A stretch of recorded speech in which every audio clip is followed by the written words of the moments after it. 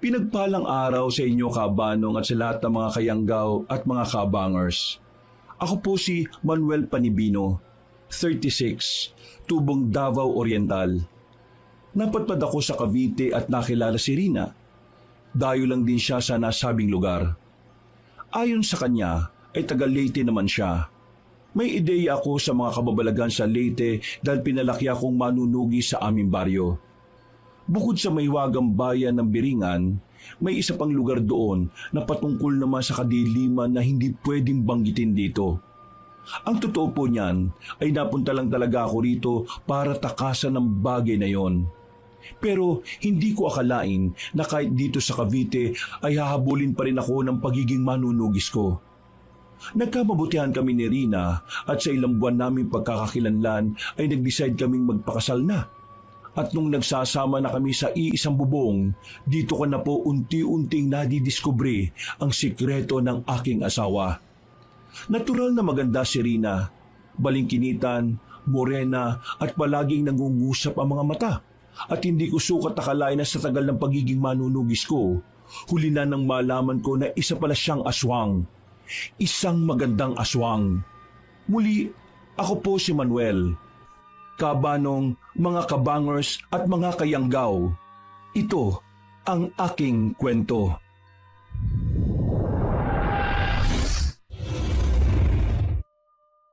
Bago nga pala magsimula ang ating kwento, sana'y mapindot nyo muna ang subscribe button at ang notification bell para lagi kayong nanonotify pag may bago tayong mga kwento. At huwag nyo rin kalilimutan mag-like at comment. Napakalaking tulong po ito sa ating channel para mas makapagatid pa kami sa inyo ng mga magaganda at mga nakakapangilabot na mga kwento. At ngayon, sa ating pagpapatuloy. Uunahin ko po sa pagpapakilala ng aking nakaraang buhay. Hindi ko na maalala kung kailan nagsimula ang buhay ko bilang manunugis. Hindi dahil ayaw kong alalahanin, kundi dahil para siyang aninong lagi nang nakadikit sa likuran ko. Kahit saan ako magtago, kahit anong pangarap ang habulin ko, ay tila kaakibat ko na ito. Simula rin kasi sa kanunununuan ay mga manunugis na kami. Katulad ng sinabi ko kanina, tubong Davao Oriental ako. At sa baryo naming naliligid ng mga punong kahoy na parabang palaging may nakasilip na hindi pangkaraniwan, doon ako unang tinuruan kung paanong humabol, lumaban at pumatay ng mga nilalang ng kadiliman na hindi dapat nag-ahari dito sa ating mundo. Isa na nga rito ang pagtugi sa iba't ibang uri ng aswang. Kabanong, bata pa lang ako, alam ko nang hindi normal ang pamilya namin. Ang tatay ko, si Amang Hilario, ay kilala bilang isa sa iilang natitirang manunugis sa amin. Ang tawag pa nga sa amin ay mga tagalinis ng dilim. At sa totoo lang, hindi ako lumaki sa larong tumbang preso o taguan o kahit anong karanasan ng isang normal na bata. Kundi sa paghihintay ng kulog, pagtingin sa anyo ng buwan, pakikinig at pakikiramdam sa mga yapak sa bubong na hindi maaring tawaging isang pusa. Hinding-hindi ko malilimutan hanggang ngayon ang sinabi ni Amang, na importante man ang ating 5 senses, mas importante pa rin ang ika-6 dahil ito ang nagdudugtong sa atin mula sa mundong ito at sa iba pang dimensyon. Naniniwala kasi ang pamilya namin na bukod sa mundo ng mga patay at buhay ay may iilang mundo pa na nag-i-exist. Katulad ng mundo ng kababalaghan at kadiliman na kinabibilangan ng mga engkanto na manglupa, maligno, mangkukulam, aswang o maging demonyo. Sa tuwing sumasama ako sa panunugis, ako ang laging nasa likod ni Amang noon.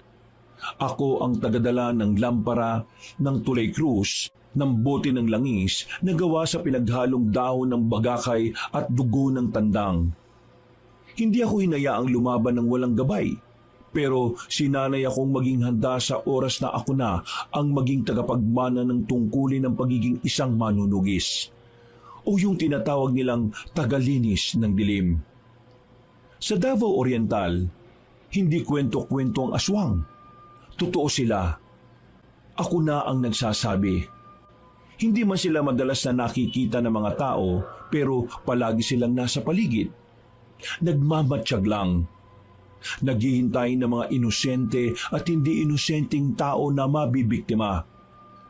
At bilang isang manunugis ay kabahagi ang pamilya namin ng lihim na umiiral sa buong baryo namin. Kami ang tagapagbantay ng mga hindi pangkaraniwang kapalit ng katahimikan ng lahat. Pero hindi naging patas ang kapalaran. Noong 16 ako, sa unang beses na pinahawak sa akin ng sundang ng pamilya, sa unang gabing dapat ay pagyabang ko dahil katapusan ng pagiging baguhan, doon naman nawala si Amang Hilario. Hindi ko makakalimutan ang gabing yon. Ang mga sigawan, ang mga nakakangilong kaluskos, ang kakaibang bigat sa hangin na parang dumadagan sa akin, at ang pagbangon ng isang nilalang mula sa kadiliman. Nilalang na hindi ko mawawari ang totoong itsura, isang klase ng aswang na hindi namin kilala. Alam ko kung ano ang iba't ibang uri nila, pero nagkamali ako. Katulad ng sinabi ng aking tatay, marami man ang mga naitala na mahihiwaga o natural na aklat patungkol sa mga alagad ng kadiliman, pero marami pa rin ang hindi naisulat. Sa kabilang banda, ang gusto ko lang iparating ay hindi ko nailigtas si tatay. Hindi ko rin talaga alam kung anong uri ng aswang ang pumatay sa kanya. Kabanong, dito na nagsimulang magbago ang pananaw ko bilang isang manunugis. Naging seryoso ako sa buhay at inilaan ang sarili para dito. Hanggang sa umidad ako ng umidad. Pero may isang gabi, may pangyayari na siyang naging dahilan kung bakit kinailangan kong tumakas sa pagiging manunugis o tagalinis ng dilim.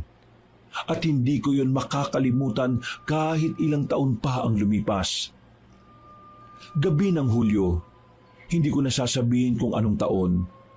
May nabalita ang buntis na hinahunting ng isang aswang. Ayon sa pinsan kong si Bong, nakakita siya ng isang babaeng nakabaluktot sa bubong. Mahaba ang buhok, nakalaylay ang dila na parang ahas. Nung dumating ako, huli na. Patay na ang babaeng buntis, pati ang asawa niya at may mga iniwang marka sa dingding ang pumatay. Isang uri ng paalala para sa akin. Alam ko kagad kung sino yon. Walang iba kundi ang pumatay din kay Amang. At alam kong ako ang totoong target. Hindi ang pamilyang pinatay nito. Manuel, nababasa mo ba to?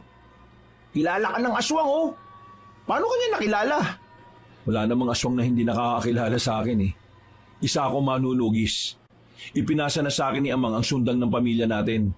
Naiintindihan ko, insan. Pero nabasa mo naman tong babala sa'yo ng kung sino mang alagad ng dilim na yan. Kaya mag-iingat ka ha. Dahil sigurado akong hindi ka titigilan ng nilalang na pumatay kay Tio Hilario. Haharapin ko sila. Wag muna sa ngayon. Makinig ka muna sa sasabihin ko. Nangyari na to sa atin. Sa tatay mo mismo. Kaya ayaw ko na sanang maulit pa. Ano bang gusto mong iparating, Bong? Umalis ka na muna rito sa baryo hanggat may oras pa tayo. Pero paano kayo nila Tia? Hindi mo kailangan mag-alala sa amin. Bahagi man kami ng angka natin, hindi naman kami mga manunugis. Mapapangalagaan ko sila inang at ang iba pa. Pero hindi kita kayang protektahan laban sa kung sino mang tumatarget sa'yo. Pinaalis mo ba ako dito sa baryo, Insan?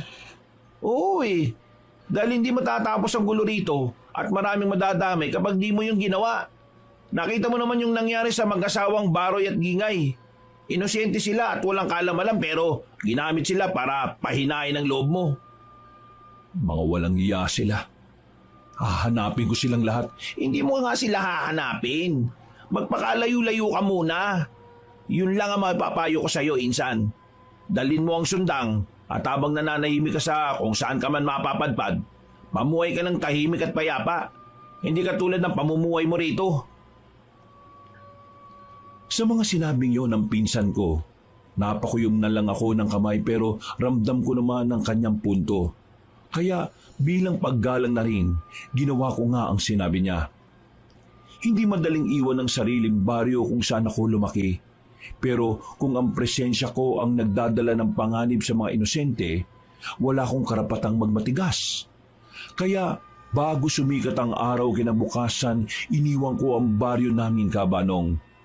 At katulad ng bili ni Bong, dinala ko ang pamanang sundang ng pamilya palayo sa baryo kung saan ako isinilang. Sa Davao Oriental na pinagkapanganakan ko. Ang mundong unang nagturo sa akin tungkol sa pagiging manunugis. Nagpunta ako sa Luzon hanggang sa mapadpad ng Cavite. Hindi ko rin alam kung bakit pero sa payak na lugar sa parte ng Maragondon, pinili kong mamuhay ng tahimik katulad ng bili ni Bong sa akin. Pero hindi ko alam na ang pag-alis ko sa amin ay may tadhana palang naghihintay sa akin, na isa sa nagpabago ng takbo ng buhay ko. Pero hindi ko pa rin pala matatakasan ang pagiging manunugis. Nanirahan ako sa isang maliit na paupahang bahay, pero sapat para makapagsimula ulit. Dito ako nagtrabaho sa maliit na repair shop. Nag-aayos ng mga sirang gamit, appliances o anumang may kinalaman sa pagbubutingting ng gamit. Tahimik ang buhay sa lugar na to at napakasimple ng mga tao. Ramdam ko na walang halong banta ang bawat araw. May mangilan-ngilan akong napapansing kababalaghan at hindi pangkaraniwan. Pero nagkukunwari akong hindi sila nakikita dahil ayaw ko rin maagaw ko ang pansin nila. Isa pa, ang mga elemento sa lugar kung saan ako naninirahan ay hindi rin naman nangangambala ng mga inosenteng tao. Para bang sanay na sila sa mga tao.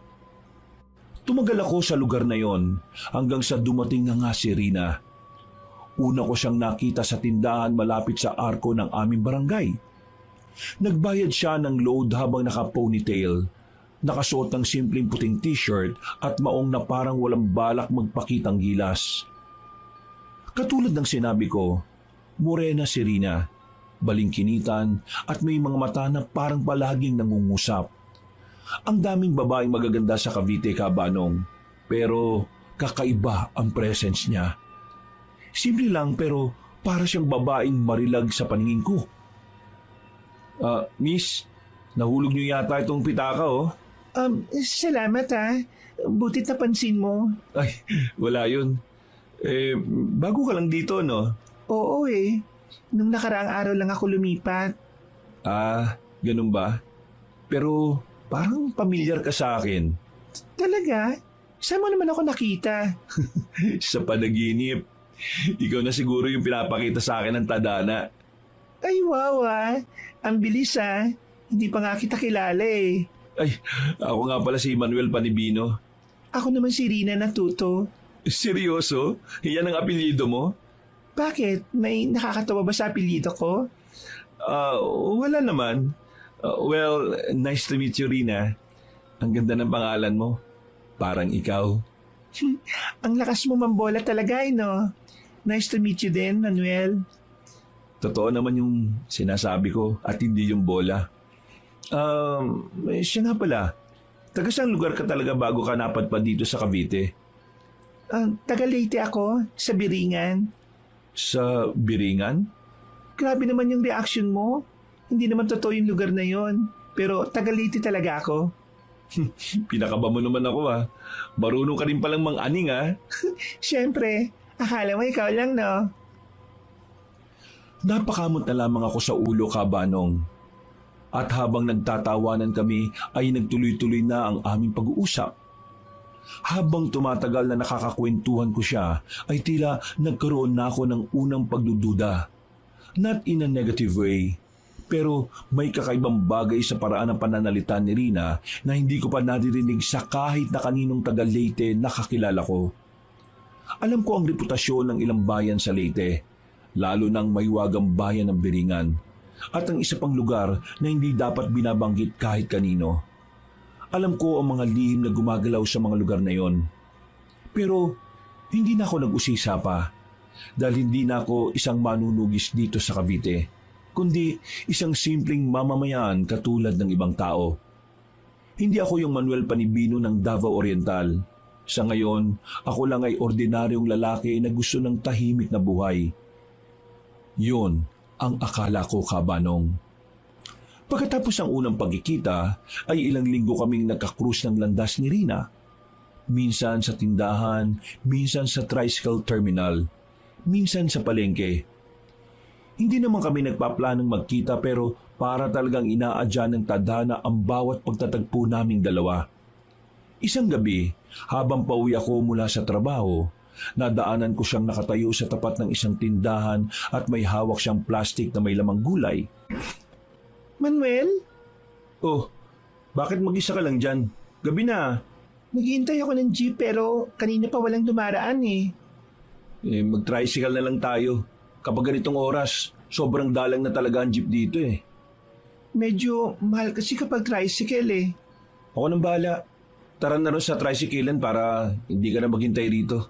Ipapahatid na rin kita. Sa mga ganoong pangyayari, nagsimula ang unti-unti naming paglalapit. At sa mga sumunod pang araw, linggo at buwan ay mas lalo kaming naging malapit. Hanggang sa dumating ang araw na nagtanong na ako kung pwede ba siyang ligawan. Walang pagdududa sa kanyang mga mata dahil pumayag siya kaagad. Nagtagal kami ng ilang buwan sa pagliligawan hanggang sa isang araw ay sinagot niya na ako. Masayang masaya ako noon kabanong pero mas lalong hindi maipaliwanag ang saya ng dibdib ko nang sabihin niyang, Gusto mo bang magpakasal na tayo, Manuel? hindi ko alam kung anong tumatakbo sa isipan ko noon. Pero nang tingnan ko siya, ang babaeng hindi ko akalaing papapasukin ko sa puso ko ay sinagot ko ng oo. Pumayag na ako kahit ako naman ang dapat na mag-propose. Ayaw ko na rin kasing palagpasin ng pagkakataon. Dahil ramdam kong kailangan niya ako at alam ko rin sa sarili ko na kailangan ko siya. At doon nagbukas ang bagong kabanata ng buhay ko na kasama si Rina. Isang bagong simula at bagong yugto ng isang sumpang matagal ko nang pinaniniwalaang nakaligtas ako. Hindi ko pa alam noon na ang babaeng pinakasalan ko, ang babaeng nagbigay sa akin ng katahimikan ay siya rin palang magpapaingay ng buhay ko sa mga susunod na araw, buwan at taon. Nagsama na kami ni Rina sa isang bubong mula nang ikasal kami. Simple lang ang bahay na naipundar namin. May isang kwarto, maliit na sala at kusinang halos kasya lang ang 2 tao. Pero para sa akin, ito na ang pinakamagandang tahanan dahil kasama ko na ang taong pinakamamahal ko. Sa unang mga buwan, parang normal ang lahat. Nagluluto ang asawa ko tuwing umaga at tinutulungan ko siya sa paghahanda ng almusal at para sa babaunin namin. Sabay kasi kami pumapasok sa trabaho. Ako sa repair shop, siya naman sa maliit na tindahan ng mga gamit ng pambahay. Wala kaming ginagawang kakaiba. Natural at isang ordinaryong mag-asawa lang kami. Pero sa bawat katahimikan ng gabi sa amin, may mga detalyeng hindi ko kayang ipaliwanag. Dahil nasa ng yumao kong tatay ang pakiramdam ko, kahit hindi ko na pinapraktis sa ang pagiging manunugis, may pagkakataon na kusa na lang gumagana ang ika-6 kong pandama. Kung minsan ay nagigising ako nang wala si Rina sa tabi ko. Umaga ko na lang malalaman na nasa kusina lang pala siya. Pero ang malaking misteryo, kahit pinagagana ko ang aking pakiramdam, bakit wala akong marinig na tunog sa pagbubukas ng pinto o paglalakad? Minsan naman, uuwi akong may naaamoy akong kakaiba. Isang amoy na hindi malansa pero hindi rin pabango. Para siyang halimuyak ng daon na tinapakan ng kung anong hayop. Hindi naman ito pamilyar na amoy. Naamoy ko na ang iba't ibang klase ng mga hindi pangkaraniwan, kaya sigurado kong hindi yun ganon. Mahal, saan ka nang galing? Parang wala ka sa tabi ko buong gabi ah. Anong wala? Paano mo ako mararamdaman eh? Nasa pinakasulok ako matulog. Hindi naman kita maabot para mayakap kasi antok na din ako. Talaga? Pero ilang beses akong nagising eh. Napansin ko talaga na wala ka sa kama. Baka maaga lang akong nagising. Ano yung naamoy kong madalas? Ikaw ba yun? Pabango mo ba yun? Ha? Wala naman akong pabango ah. Kung ano-ano na naman ang naaamoy mo ah, ikaw ah. Uy, Hindi Uy, teka, bakit sa akin napunta ang usapan? Huwag ka na kasing mag-isip ng kung ano-ano dyan. Kumain ka na rito para makaligo na rin tayo. Makaligo na rin tayo? Sabay tayo? Bakit ayaw mo ba? Siyempre, gustong gusto, no? Di bilisan mo nang mag-almusal. Nagmadali na nga ako sa pagkain at pagkatapos, katulad ng pangako niya, ay sabay kaming naligo at ninamnam ang lamig ng tubig sa gripo. Habang pareho namin pinagsasaluan ng init ng aming mga katawan. Mapagmahal at mapagbigay na asawa si Rina. Hindi siya nagkukulang sa mga pangangailangan ko bilang isang lalaki. Pero kahit na ganon, may pagkakataon pa rin na nararamdaman kong parang meron pa rin siyang itinatago sa akin. Alam ko ang ganong pakiramdam dahil ako rin naman ay tinatago ko sa kanya ang totoo kong katauhan bilang isang manunugis. Araw ng linggo noon, naka-day off kami pareho. Nasa labas ako at nag-aayos ng sirang electric fan. Simple lang naman ang gagawin ko. Pagsisikip ng maluluwag na tornilyo at kaunting linis para muling lumakas ang nasabing appliance. Habang abala ako sa pag-aayos, napansin kong sumusulyap siya sa akin mula sa sofa. Nagbabasa naman siya ng pocketbook ng mga sandaling yon pero nasa bandang likuran ko siya. Hindi ko alam kung bakit pero iba ang tingin ni Rina. Hindi yung pagtingin na isang babaeng may asawa. Hindi masama pero hindi natural at talagang pailalim na tingin. Para bang pinag-aaralan niya ako at tinitimbang. Pakiramdam ko, sinusukat kung gaano kalakas ang loob ko. Yun talaga ang nararamdaman ko, Kabanong. Bakit, mahal? Ha? Anong bakit? Napapansin kong panay ang sulyap mo sa akin eh. May sasabihin ka ba? Paano mo nalaman na kanina pa kita tinitingnan nakatalikod ka sa akin? Hindi mo na itatanong. Malakas ang pakiramdam ko. Ano ka, superhero? Oo. Pero seryoso. Bakit mo nga ako pinagmamasdan kanina pa? Wala naman. Bakit ba? Sigurado ka? Oo naman. Pagkatapos ng pag-uusap na yon ay tila ng iba si Rina. Para bang natunugan niya rin ng malakas ang pakiramdam ko. Kaya nagbago siya ng pagkilos. Hinayaan ko lang pero nag-uobserba pa rin ako ng pasimple. Yung tipong hindi niya malalaman talaga. Mabilis na lumipas ang oras, araw, gabi, linggo at buwan. Nagpatuloy ako sa palihim na pag-oobserba pero bukod sa mga napapansin kong kakatuwa, wala naman nang ipinapakitang kakaiba ang asawa ko. Biyernes ng gabi, dinalaw ako ni Bong para sa isang balita. Hindi muna ako pumasok sa trabaho para ma-entertain siya. Umuwi kami ng bahay at dito meron din siyang napansin. O bakit pinsan? Wala naman. Pero parang may kakaiba sa amoy ng bahay nyo Hindi ko alam kung parang pamilyar na ewan. Talaga? Hindi pangkaraniwan ba? Hindi ko matukoy Hindi ko alam kung saan ko naamoy pero Hayaan mo na nga muna yun. Kumain muna tayo at pag-usapan yung pakay mo rito. Ay, yun na nga. Ilang araw ka ba rito? 3 araw lang. Uuwi rin kagad ako dahil walang kasama si Inang doon. Oo nga pala. Kumusta mo na lang ako kay Tia Lisa ha? Ayun naman. O sige, mabalik tayo sa usapan. Bakit ka nga ba naparito? Bukod sa pagdalo at pagkukumusta sa akin, may nangyari ba sa baryo? Meron pero wala namang masamang nangyari. Ha? Anong ibig mo sabihin? Yung pumatay kay Tio Hilario na humahunting din sa'yo. Tukoy na namin kung anong klaseng aswang. Talaga? Ayos lang ba kayo ron sa atin? Huwag mo kaming alalahanin, ayos lang kami. Sabi ko naman sa'yo walang masamang mangyayari. Gusto ko lang ipaalam sa'yo na natukoy na namin yung pumatay sa amang mo. Paano nyo nahuli? Hindi siya nahuli.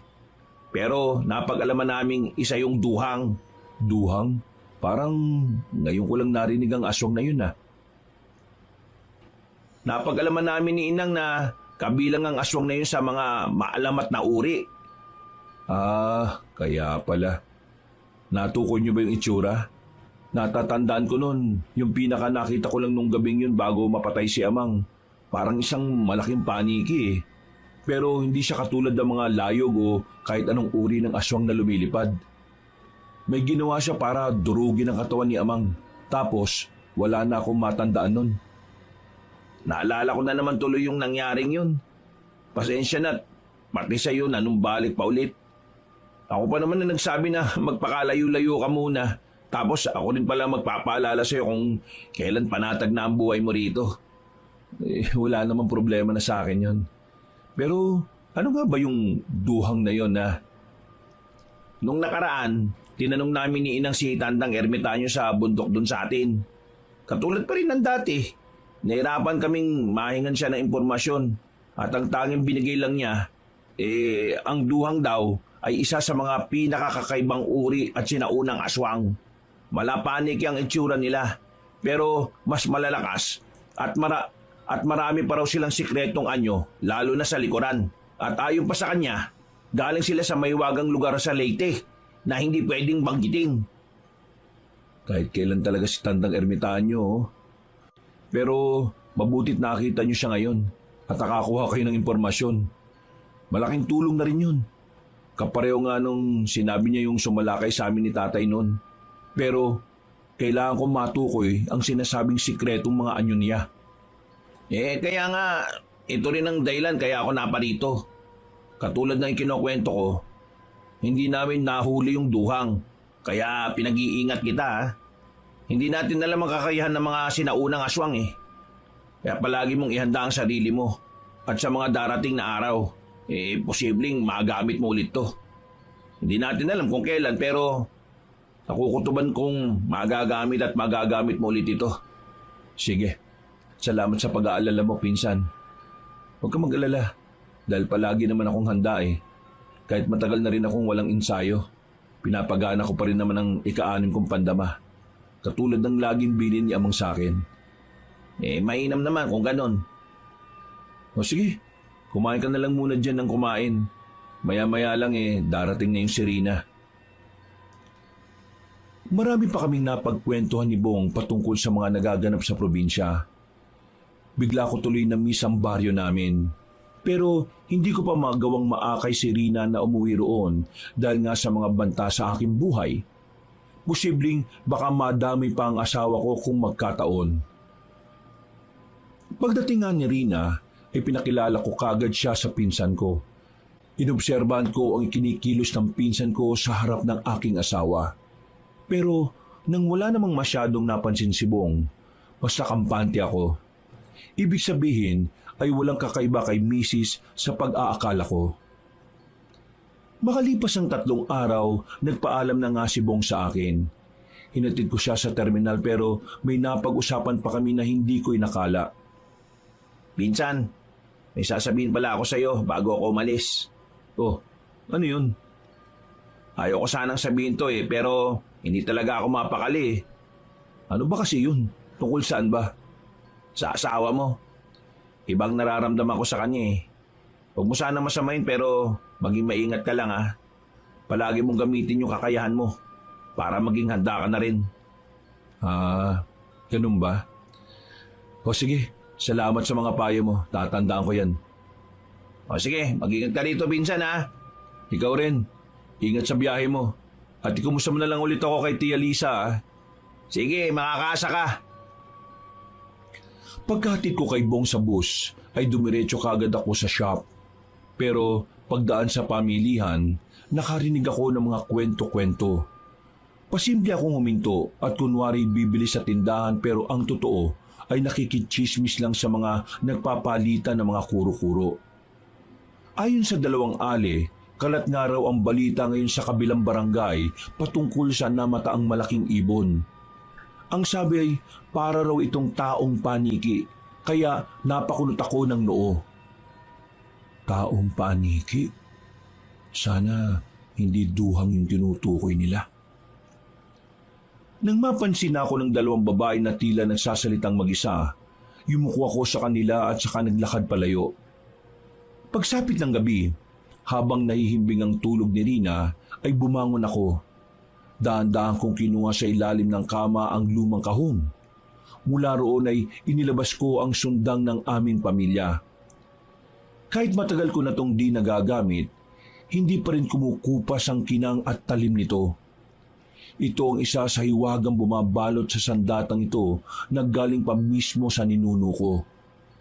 Hindi ito kinakalawang kahit ilang beses nang mababad sa tubig. Kapag nakita pa lang ito ng aswang, ay natatakot na sila. Umaalingasaw kasi ang bilang ng mga napaslang nito.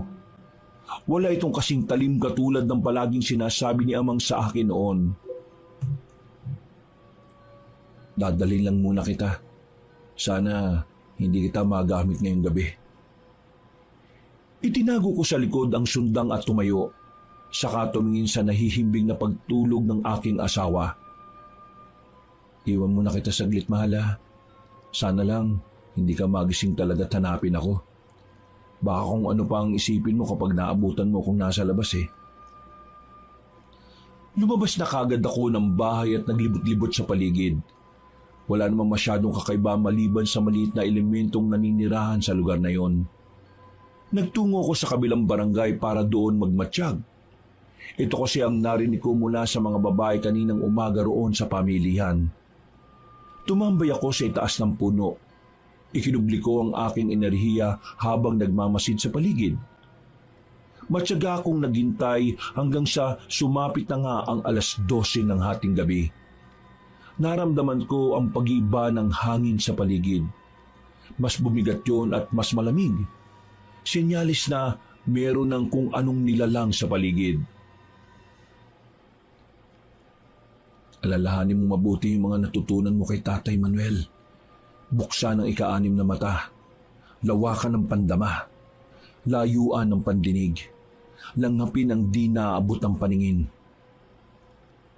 Pumikit ako at dinama ang kapaligiran. Sa muling pag-ihip ng malamig na hangin ay bigla akong napadilat. Ilang sandali pa nga ay may naaninag na ako sa hindi kalayuan. Malapit mismo sa puno na kinaroroonan ko. Lumitaw nga ang tila malaking ibon. Nagkampay-kampay yon ng mga pakpak bago lumapag sa mga kapunuan. Tumalon ako sa puno at sinundan yun gamit ang malakas kong pandama. Itong isa sa kakayahang itinuro at naipasa sa akin ni Amang. Na kahit sa dilim, na kahit nakapikit, ay nakikita ko ang gusto kong makita at masundan. Naaninag ko nga ang nasabing nilalang pero hapyaw lang. Habang naglalakad siya papunta sa kung saan, ay tila binabalot niya ang sarili ng malaki niyang pakpak. Bukod dito, ay parang may 2 bukol sa kanyang likuran. Anong isang yan? Hindi kaya isang duhang yan? Itinago ko pa rin ang aking enerhiya para hindi ako mapansin. Nagpatuloy ako sa pagsunod hanggang sa makarating sa mga bakahan. Malayo pa lang ay naririnig ko na ang mga hayop na tila aligaga. Nararamdaman na kasi nila ang panganib. At hindi nga ako nagkamali ng iniisip. Pagtalo ng halimaw na sinusundan ko sa bakod, sinunggaban niya kagad ang liig ng isang baka na biglang umungol. Nabulahaw din ang iba pang mga hayop kaya nag-ingay sa lugar na yun. Ito rin ang dahilan kung bakit nagising ang 2 pinakamalapit na bahay doon. Maya-maya pa, nakita ko mula sa dilim na papalapit na ang 4 na kalalakihan. Pare-pareho silang may bit-bit na armas. Naglutuloy ang pag-atake ng taong paniki. Iniwan itong sugatan ng baka at lumipad na papalayo. Nikubli naman ako sa dilim at mabilis na sinundan ng halimaw. Hanggang sa makarating kami sa mapunong daan. Bumaba sa lupa tuminto ang nilalang at biglang lumingon sa gawi ko. Kaya tumigil din ako at nagtago. Bakit mo ako sinusundan? Sino ka bang nilalang ka? Kahit itago mo ng itago ang enerhiya at pagkakakilanlan mo, nararamdaman pa rin kita. Naku, naloko na. Lumabas ka! Bakit ka naman susundin ang sinasabi mo? Kung di ka magpapakita, ako ang lalapit sa'yo at papatayin kita. Matapang ka rin ha. Kung nararamdaman mo ko, alam mo kung anong kaya kong gawin. Kaya sabihin mo sa akin, anong klaseng nilalang ka? Isa ka bang aswang? Sa tagal ko na rin naninirahan sa lugar na ito ngayon lang ako nakakita ng katulad mo. Kung aswang man ako o hindi, wala ka nang pakialam. Sagutin mo lang ang tanong ko para hindi na tayo umabot sa pagtutuos. Isa ka bang duhang? Oo, may nakakakilala rin pala sa mga katulad kong tago at galing sa sinaunang lahi ng mga aswang. Anong ginagawa ng isang katulad mo? Ang sabi sa impormasyong nakuha ko, kalimitan sa mahiwagang lugar sa Leyte na bawal banggitin lang kayo naninirahan at namamalagi. Bakit ka ngayon nandito sa lugar na to? Anong pakay ng isang duhang dito? Wala ka nang pakialam kung anong pakay ko dito. Wala akong ginagawang masama sa tao. Pero pinapatay mo ang kabuhayan ng mga tao rito. Ano naman pakialam mo ron? Sino ka ba? Tagapagtanggol ka ba nila? Sigurado kang gusto mong malaman? Hindi ko na natapos ang pagsasalita dahil bigla na lang siyang lumipad. Kumpara kanina, mas mabilis ang paglipad niya ngayon at mas mataas. Pinilit at sinagad ko pa rin ang pagtakbo pero hindi ko na talaga siya naabutan. Paghinto ko, habang nakatingala sa madilim na langit, napahingal kabayo na lang ako. Bilis ng isang yun Pero nakatagpo ko ng duhang. Grabe tong pagkakataon na to Umuwi na kagad ako sa bahay at pagdating ko doon ay naabutan ko pa rin tulog ang aking asawa. Itinago ko ulit ang sundang at pakunwaring natulog sa tabi ng asawa ko. Kinabukasan, parang walang nangyari. Nag-almusal kami at nagtrabaho na katulad ng isang normal na tao. Pagdating ko sa shop, ay sinalubong kagad ako ng kaibigang si Rafaelo. Pare, butit dumating ka na kagad.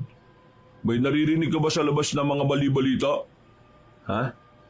Tungkol saan? Doon na naman sa kabilang barangay. Kabilang barangay? Na naman? Oo, nung isang gabi, saka nung nakaraan-raan pa. May kababalagan daw na nangyayari doon May malaking taong ibon na pag-alagala at nangahanting ng mga alagang hayop. Kagabi, yung isang baka nila Kapuroy, sa leeg daw yung tama. Pero hindi naman napatay nung taong ibon. Pumaripas daw kagad sabi nung mga tao ron Yun nga yung kagabing duhang na nakasagupa ko Ha? Ano sinabi mo? Wala. Bakit ba kasi bumubulong-bulong ka dyan? Pasensya na. Ano nga ulit yung kinukwento mo? Kumusta naman yung baka ni Kapuroy na yon? Hindi naman daw napatay nung malaking ibon. Pero kanina umaga, inuod daw yung leg kaya pinatay na lang din at sinulog. Natakot sila na baka kung ano pang nakakahawang virus na dala ng hayop Yung ibang hayop kasi na nabiktima ng malaking ibon na yon, durog na durog daw yung mga katawan tapos mamasa-masa. Alam mo yung parang nilingkis at kinain ng dambuhalang sawa? Talaga? Ang ooy naman ng reaksyon mo. Halatang peke yung pagkagulat mo. Ewan ko sa'yo, pre. Ay naku, magtrabaho na nga lang tayo. Ikaw naman, tampo ka naman kaagad. Ano ako, butas ang puso? Nek-nek mo. Pero seryoso yung kwento ko Napapadalas na yun Hindi naman sa pag-aano Pero sana hanggang doon na lang yun sa kabilang barangay. Sana lang talaga mahuli na yun. Huwag ka mag-alala. Mamayang gabi magmamatsyag ulit ako. At sa pagkakataong to, huhulihin ko na yung duhang na yun. Oh, ayan ka na naman, bumubulong-bulong ka na naman dyan Ha? Wag mo na lang akong pansinin. Tara na nga't magtrabaho na nga muna tayo. Yan ang maganda mong sinabi. Maaga kaming umuwi ni Rafaelo dahil wala na namang masyadong customer at mga kinukumpuni. At sa paglipas ng oras, pasado 10:30 ng gabi, nang tatayo na sana ako sa kama at kukunin ng sundang sa ilalim ng higaan, ay biglang nagising si Rina. Saan ka na naman pupunta? Ha? Anong haha ka dyan? Akala mo kagabi hindi ko alam na umalis ka Sa kakahintay ko sa'yo nakatulog na lang ulit ako Ano lang, Nagbanyo lang ako noon. Ang litlit lang ng bahay natin, Manuel. Alam mo sa sarili mo na hindi ka nagbanyo. Matagal kang nawala. Yung totoo, saan ka nagpunta kaninang madaling araw? Hindi naman ako magagalit, Manuel eh. Basta magsabi ka lang ng totoo. Hindi ka pa galit niyan ha. Tinatawag mo na ako sa totoo kong pangalan mahal. Kaya nga sabihin mo na kung saan ka galing kaninang madaling araw. Si Rafaelo kasi, nag-aya na magpunta ron sa nililigawan niya na mangharana. Kaso yun, binito kami nung tatay kaya sinamahan ko na lang muna mag-inom. Pero di ako nag-inom ng alak ha. Alam mo naman na hindi ako mahilig doon Totoo ba yan? Oo, kahit itanong mo pa kay Rafaelo bukas. Pareho lang kami nang sasabihin. Itatanong ko talaga bukas. Pero saan ka na naman pupunta? Ha? Oh, wala naman akong pupuntahan ha. Magbabanyo lang talaga ako ngayon. Baka naman mamaya nang bababae ka na ha. Humanda lang talaga sa akin yan kung sino man yan. Uy, mahal naman. Bakit ko naman gagawin yun sa'yo? Hindi ako ganun ha. O sige na, magbanyo ka na. At bumalik ka kagad dito bago pa ako mainis at maghinala ng gusto sa'yo. Nagmamadali na nga ako sa pagkukunwaring magbabanyo. Maya-maya, pagbalik ko ng kwarto, ay nakabang pa nga rin ang aking asawa. Humiga ako sa tabi niya pagkapatay ng ilaw hanggang sa nakatulog na nga rin ako kaagad. Eksakto 12:00 ng hating gabi, nagising ako na wala na naman si Rina sa tabi ko. Lumabas ako at nakita siya sa sala na nakaupo at nakalungko na parang may inaantay. Napakunot lang ako ng noo habang nakatingin sa kanya at hindi ko na rin siya tinawag muna. Nakatitig siya sa labas ng bintana. Hindi gumagalaw. Walang imik na parang may kakaiba.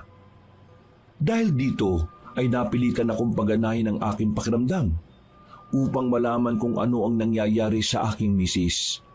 Pero wala akong naramdaman na kahit ano. Doon ako mas nag-alala kabanong. Ito kasi ang unang pagkakataon na wala akong nararamdaman sa isang tao. Mahal? Rina? Uy, mahal. Bakit ka parang seryosong nakatingin sa labas? Bakit di ka pa natutulog? May problema ba? Hindi siya nagsalita, tumingin lang na makahulugan sa akin.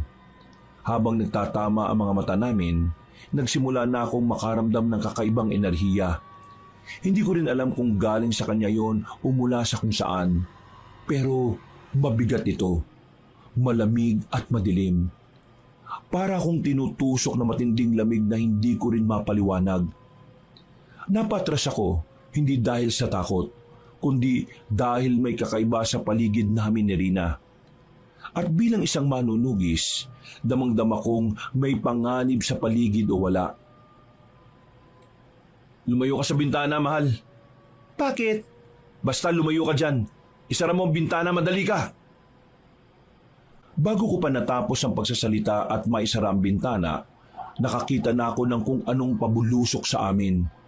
Dahil dito ay dali-dali kong hinila at iniyukod ang asawa ko. Kasunod nito ay isang malakas na pagkalabog ang nangyari. May kung anong tumama sa dingding ng bahay namin. Nabasag pa nga ang salamin sa bintana.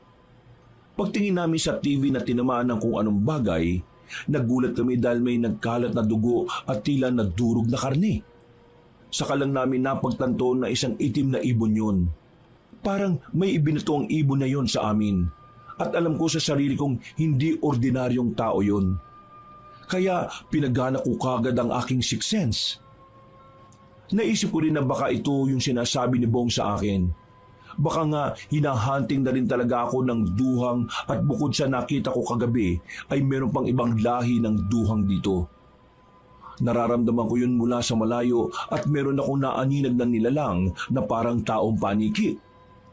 Dito ka lang at huwag kang lalabas ha. Bakit? Saan ka pupunta? Hahanapin ko yung gumawa nito. Anong hahanapin? Baka bumulusok na ibon lang yun. May nagbato niyan, mahal. May gustong gumawa ng kalokohan sa atin. Paano mo naman nasabi yun, mahal? Nakita ko. Nakita mo? Saan? Ang dilim-dilim sa labas. Ano ka ba? Uwak? Hindi mo naintindihan, mahal eh. Naiintindihan ko, mahal. Naiintindihan ko na wala kang laban kapag lumabas ka ngayon. Wala akong laban? Bakit mo naman nasabi yan? Alam mo ba kung anong pupuntahan ko sa labas? Ha? Ano, Sige na, saka na tayo mag-usap, mahal. Aalis na muna ako. Huwag ka nang tumuloy. Parang awa mo na. Baka mapahama ka pa eh. Walang mangyayari sa akin.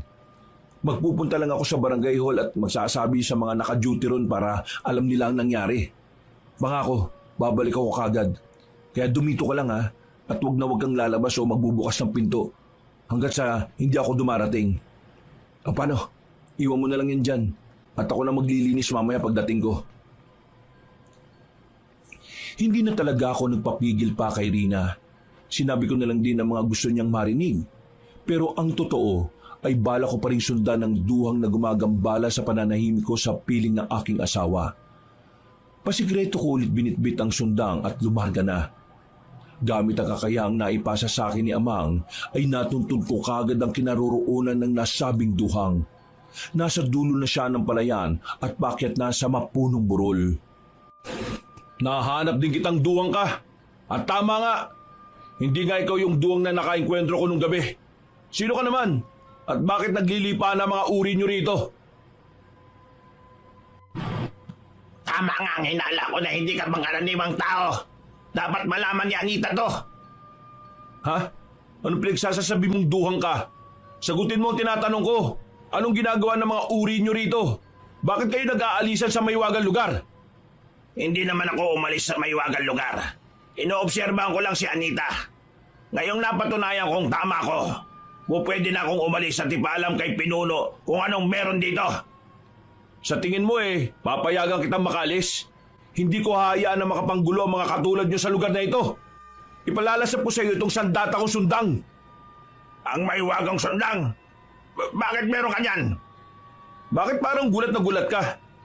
Natatanda na kita. Ikaw nga yon, ang anak ni Hilario. Kung ganun kilala mo ang tatay ko, malino na sa akin ang lahat. Ang angkan nyo nga palang pumatay sa kanya. Kaya mas lalong hindi kita patatakasin dito. Sasabi mo sa akin at ituturo kung sino sa mga kauri mo pumatay sa tatay ko. Bahala ka dyan sa buhay mo. Nagulat na lang ako nang biglang ikampay ng aswang ang kanyang mga pakpak. Tumalikod siya sa akin kaya sa unang pagkakataon ay nakita ko ng maliwanag ang likuran niya. Meron nga yung maumbok na bukol. Parang katulad sa kamelyo pero parang may butas sa dulo. Mamasa-masa pa nga ang bahaging yun. Nang lilipad na ang duhang ay kaagad akong umaksyon. Matagal man akong nawala sa labanan pero kabisado pa rin naman ang katawan ko ang dapat gawin. Hindi pa rin naman ako tumigil sa pagsasanay ng palihim, kaya alam ko sa sarili kong makakaya ko ang kalaban. Mabilis akong lumundag sa puno at tinalon sa likuran ng aswang. Nagulat pa siya dahil nasa likuran na ako kahit pareho kaming paere na. Pero hindi ko inaasahan ang susunod na ginawa ng kalaban. Biglang bumanat na parang malaki at ilas kong bunganga ang bukol niya sa likod. Kamuntikan na akong lamunin ng buo. Mabuti na lang ay nasipa ko siya sa hita saka ako umatras at pagulong na nahulog sa lupa. Umikot ako at tumayo ulit habang hawak-hawak pa rin ang sundang. Ang duhang naman ay tumama sa mga sanga-sanga ng puno dahil nawalan siya ng balanse. Bisit at nadali pa ako. Hindi kita pakakawalang halimaw ka! Sumugod kagad ako hanggang sa makita ko na naman siyang gumamit ng bungangang pabukol niya sa likod. Nilamon niya ang isang bahagi ng puno at saka ibinugay yun sa akin. Iniwasan ko ang mga patulis pero nadali pa rin ako ng ilan. Ganun pa man ay hindi ko ito alintana dahil determinado akong mahuli at mapatay siya kabanong.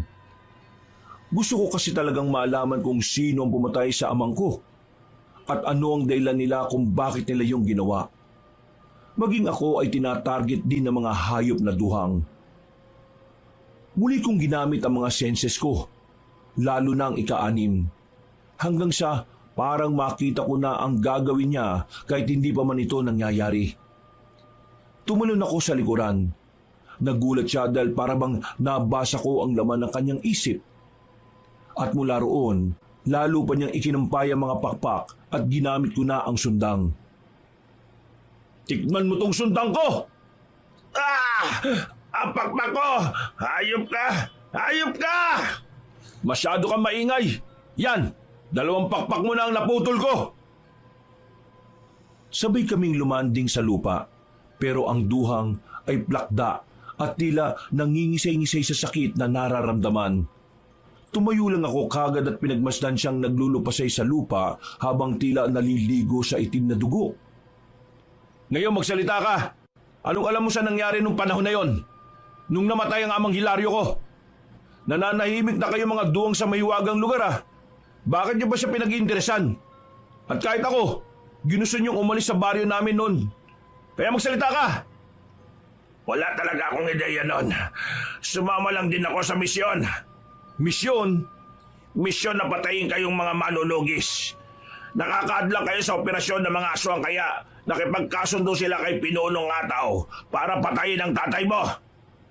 Anong ginamit yung pamatay sa tatay ko? Wala akong kinalaman sa pagkamatay ng tatay mo. Sumama lang ako para mapanood ang mga mangyayari. Sagutin mo tinatanong ko. Kundi itatara ko sa ulo mo tong sundang. Nakita mo naman yung paumbok sa likuran ko. Kaming mga duhang, pwedeng makakain ng buong nilalang sa pamamagitan ng bibig na paumbok. Ito ang ginamit ni Pinuno para patayin ang tatay mo. Dinurog niya sa loob ang mga buto niya at siguradong hindi na makaka-recover. Napakuyom ako ng kamao kabanong. Humigpit din bigla ang kapit ko sa sundang matapos muling maalala ang gabing yun. Kung paanong dinig na dinig ko ang pagsigaw ni Amang. Maging ang paglagutok ng mga buto niya na talaga namang napakahirap. Galit kong pinagmasdan ang halimaw na gumagapang na palapalayo. At dala ng matinding emosyon ay tumakbo ko papunta sa kanya para tapusin na ang kanyang buhay. Pero walang ano-ano ay may biglang isa pang duhang na sumulpot. Ito yung una kong nakainkwentro at bigla niyang dinagit ang target kong patayin. Habulin ko pa sana sila pero hinayaan ko na lang muna. Narinig ko pa rin naman ang usapan nila habang papalayo sa akin. Anita, butit niligtas mo ako. Anong sinabi mo sa kanya, Anito? Wala akong sinabi. Kung ganon, kailangan mo nang mamatay. Nagulat ako dahil kitang-kita ng 2 mga mata ko kung paano niya tusukin ng talim ng kanyang pakpak ang katawan ng tinatawag niyang Anito. Pagkatapos ay iniangat niya ito sa bandang likuran. Bumuka ang panumbok niyang bibig habang kumakawag-kawag ang duhang naputol ang mga pakpak. Nagmamakaawa pa yon at nagsisigaw pero huli na dahil nilamon na ng likuran niya ang tinatawag niyang si Anito. Dinig na dinig ko ang pagsigaw at pagmamakaawa ni Anito sa loob ng elastikong paumbok na yon. Pero kalaunan ay lagutukan na ng mga buto ang narinig ko. Saka ko lang napagtanto na ganun pala ang ginawa ng pumatay sa tatay ko. Sa sobrang pag-alala ay hindi ko na namalayang nawala na ang duhang. Hindi ko tuloy alam ang mararamdaman pag uwi ko ng bahay. Kakausapin ko pa sana si Rina pero tulog na siya nang maabutan ko. Dahil dito ay nilinis ko na lang ang kalat kanina at bumalik na sa pagtulog. Kinabukasan, tila balik sa normal ang lahat. Pero walang imik ang asawa ko. Hindi siya nagsasalita habang nagluluto ng almusal. Ni hindi rin siya humahalik o yumayakap sa akin, katulad ng mga usual niyang ginagawa sa araw-araw. May problema ba, mahal? Parang hindi maganda yata ang gising mo ah. Wala naman. Sige na, mag-asikaso ka na't papasok na tayo. Hindi ko na lang pinansin dahil naisip ko na baka napuyat dahil sa nangyari. O di kaya'y merong menstruation ngayon. Pumasok na lang ako sa trabaho at nakibalita naman kay Rafaelo sa mga ganap sa barangay at buong lugar namin. Si Rafaelo lang talaga ang kakilala kong lalaki na maraming alam sa mga chismis sa aming lugar. Pero tama rin naman talaga ang lahat ng mga impormasyon na nakukuha niya. Sa mga sumunod na araw kabanong, mas tumindi ang panlalamig ni Rina sa akin. Sa tuwing matutulog kami, hindi na siya yumayakap sa akin. Hindi na kami nagkakausap dahil madalas ay gabi na talaga siya umuwi kung saan ay pagod na kami pareho para makapag-usap.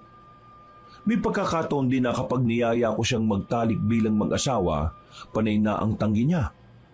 Minsan nga ay sa sala pa siya natutulog para hindi lang kami makapagniig. Sa tuwing gagamitin ko naman ang kakayahan ko para malaman ang kalooban niya, palagi lang walang emosyon ang nakikita ko.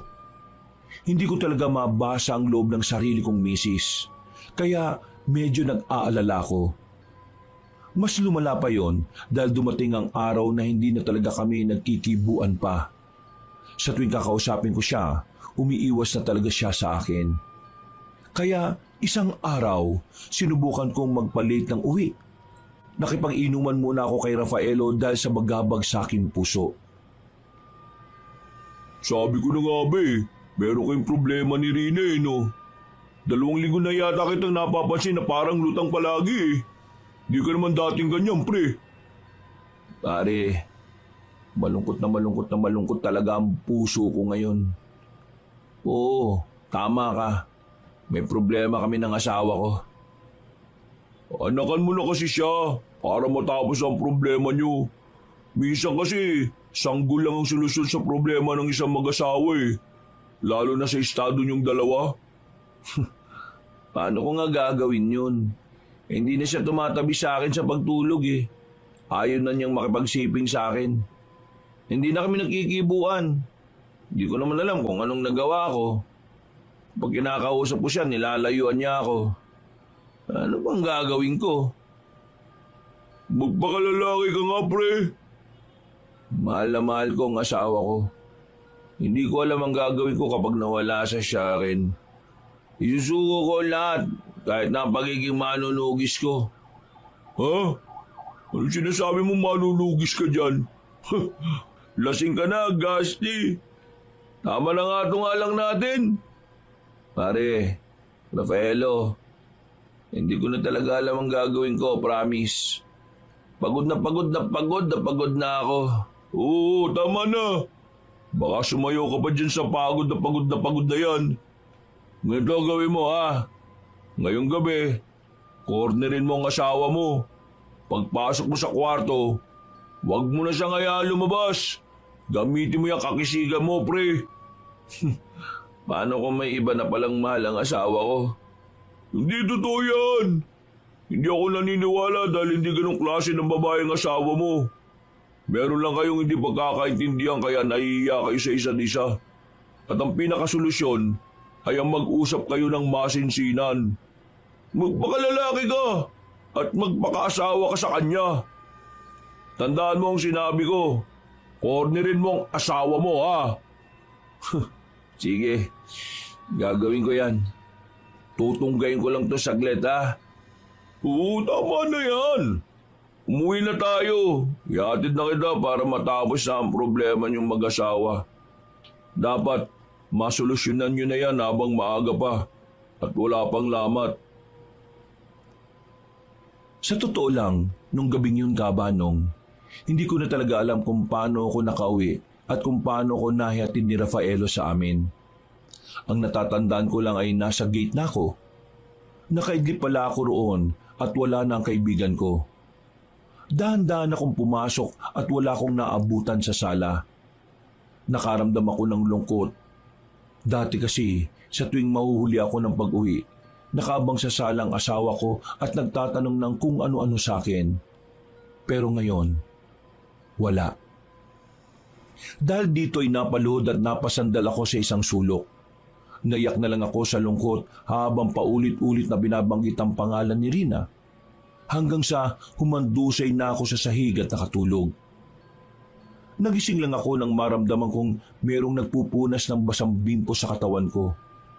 Gusto kong magmulat ng gusto ng mga mata pero antok na antok pa rin ako. Ganun pa man ay alam kong si Rina yon. Naamoy ko ang presensya niya kaya nakahinga ako ng maluwag at muling nakatulog.